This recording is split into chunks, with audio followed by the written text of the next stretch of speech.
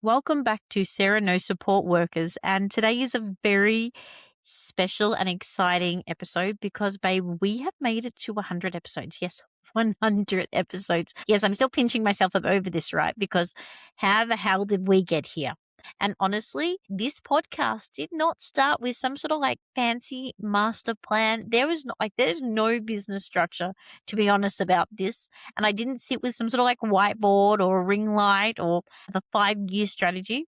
I just kept turning up. And this podcast started because I genuinely enjoy talking about the sector, and I enjoy talking about support workers, and I enjoy hearing people's stories, and I love asking questions like, how the hell did you get here? What did you learn? Where did it all go wrong? And what would you do differently? And what do you wish people understood? I think that's why we've made it to 100 episodes, because it was never forced. It has purely become out of enjoyment. And I am nosy and I'm curious. Look, I'll let you pick which one, but it comes from wanting to give people the content that actually makes sense in this real world. And I'm not talking like the Polish corporate crap. I'm talking everything is fine content, because let's be real here. In the NDIS and aged care space, everything is not always fine, and support work can be beautiful. And I've loved every moment of being a support worker. It can be meaningful. It can change somebody's day, somebody's week, and sometimes their whole entire life. And it can be confusing, exhausting, emotional, and very messy in between. And that's why this podcast exists, because podcasts like Sarah No Support Workers didn't exist for support workers. Not much did. And I would like to talk to all support workers about the real stuff. The real stuff that support workers, providers, participants, families, and people in this sector actually think about. Not just what looks good on a flyer or some, Instagram or TikTok reel. More depth. Now, one of the biggest reasons why I did start the podcast was because we all learn differently and we communicate differently. And I think it is my inner dyslexic knowing that we need to serve all people's types of how they learn and how they communicate to our support workers, because I know that some support workers, they love to read. Some like to watch videos. Some people like to listen, like they'll listen to the podcast, whether they're cleaning, cooking, running, God, everything in between. Like, you guys are doing some wild stuff while listening to this podcast, and go you, boo. It's relatable. But some people need things explained slowly, like I. Some people need more examples. Some people need stories. Some people need to hear someone say, hey, you're not the only one that feels this way. And as a support worker, we should already understand that, because communication has never been one size fits all. Some people communicate with words. Some people communicate with body language. Some people use visuals. Some use devices. Some people use behavior. Some are using their facial expressions, and some just need the time, or, some people just need to trust. Some people need someone to sit beside them and actually listen. And another way of sharing information, another way to connect with people, and another way to make this sector feel a little less lonely for our support workers. And to be honest, I don't think I realized how big 100 episodes actually was. I was downplaying it, to be honest with you, because I was just like, thank you, next. But it wasn't until I was podcasting with a fella probably 10 episodes ago, if you want to go back and have a look. But he was saying to me that most people will do 3 and quit. Some people get to 20 and get exhausted. And Sarah, you're 80 in. And I didn't I really didn't realize it.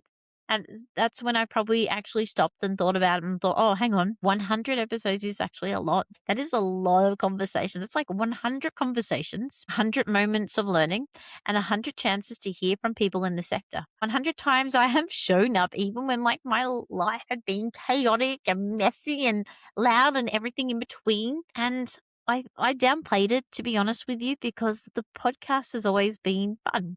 And I generally do mean that I am enjoying it, because I've had so much fun meeting new people, hearing stories, learning things that I never thought I would learn, and exploring the NDIS through so many different lenses, because that's what makes this sector so interesting, is because everyone sees the NDIS in a completely different way. Like support workers, they see it a different way. You got providers see it another. Participants see it in a completely different lens and ask for different things, and I'm okay with that. But like even business owners, they are seeing it a different lens. Families are seeing it a different way. And then the compliance people, of course, they are definitely going to see it a different way. And through this podcast, I have been able to sit in the middle of these conversations and say, okay, what can we learn here? And honestly, it has been one of the biggest gifts. The podcast has opened doors that I've never expected. And it has given me opportunities to meet with people that I never thought I would ever meet with or have conversations with. Getting invited to events that I never thought I would go to, or it has helped me build relationships in this sector. And I've been able to network. And then that's like, I think, yeah, I'm a networker by trade. Okay. I'm a matchmaking networker by trade. And I have been able to network people to other organizations and conversations in between. And I have loved it. And to be honest, it has served me well because it has also helped me grow my career. It has helped me step into rooms that I thought that I would never be seen in, or did I think that I actually belonged in? And now I'm like a bit more confident these days, of course, because now I'm like, yeah, I belong here, move over. I brought the mic. And that has been really special because my confidence has grown every episode that I have done. And the best part about all of this has always been the people, the guests, the conversations, the support messages, like the messages from support workers, providers sharing their stories, and people who said, I have listened to your podcast and it helped me understand what is going on in the NDIS, understanding job roles that different people have and the companies that they run and all the person behind the company.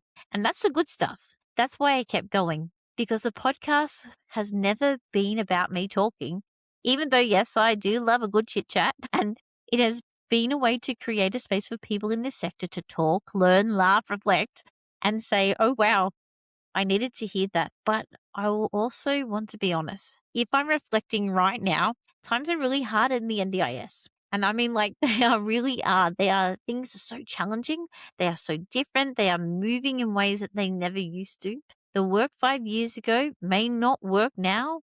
Providers used to rely on may not be getting enough anymore, and support workers understanding the system may be shifting. Participants and family are trying their very best to understand what changes mean for them. So we're all moving, we're all trying to adapt together, and we're all having to ask better questions. We've all learned, we've unlearned, and sometimes we've had to take a deep breath in and go, okay, what now? And I think that's why this podcast has been successful, and it still matters because in hard times people need real conversations, not panic, not fluff, no corporate fruit salad word crap in between. No, just real conversations. People need to talk about the challenges, what is changing. People need to talk about support workers that need to know. They need to talk about what providers are dealing with. We need to talk about how our participants are served quality supports and the choices that they got and what person-led actually looks like. We need to talk about safety, communication, quality, burnout, leadership, the human side of this sector, because behind every reform, every rule, every policy, every funding decision, every business decision, there are people. And that's why I never want us to forget that. So yes, 100 episodes is a milestone, but it's also a reminder. We have 100 chances to listen, 100 chances to learn, and 100 chances to bring people to the conversation. And now more than ever, we need to keep doing that because the sector is changing and we have to change with it. But what we can't do without losing the heart of why we're all here. And that is good support, real support, safe support, better conversations, and people that actually feel seen. And I want to thank you all. Thank you all to every person that has listened.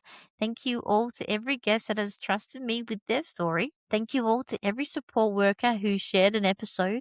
And thank you to every person who has watched a clip, liked a post, sent me a message, or told somebody about the podcast.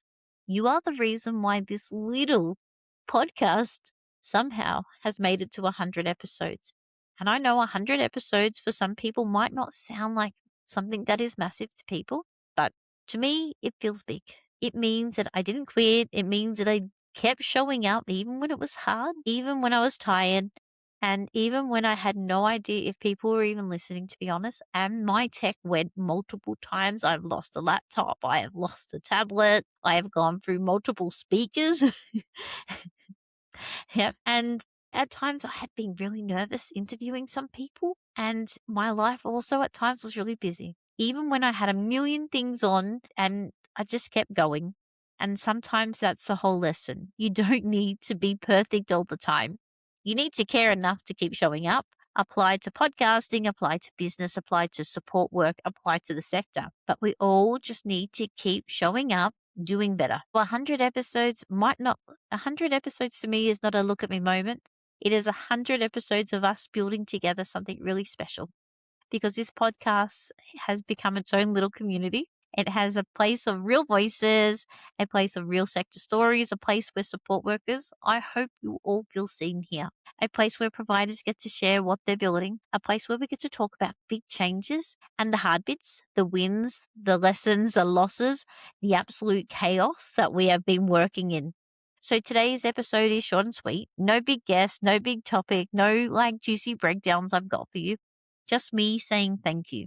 Thank you for helping Sarah No Support Workers get to 100 episodes. And honestly, I'm just getting started. There are more stories to be heard out there, more conversations to be had, and more support workers to back, more providers to learn from, more changes to unpack, and more moments that we can say, okay, that doesn't actually mean for the people on the ground. That actually isn't it. Because that's where the heart is, with the people doing the work, the people giving the support and the people receiving the support, the people trying to make this sector better, one shift, one conversation, one choice, and one connection at a time. So cheers to 100 episodes. Cheers to the awesome guests that I have. Cheers to the listeners. Cheers to the support workers. Cheers to the people who care enough to keep learning. And cheers to everybody who's been a part of this journey so far. So from me to you, thank you. And as always, keep showing up, keep asking questions, keep learning, keep bringing all the good support into this world, because support work really does matter, and so do you. I'll see you in the next episodes.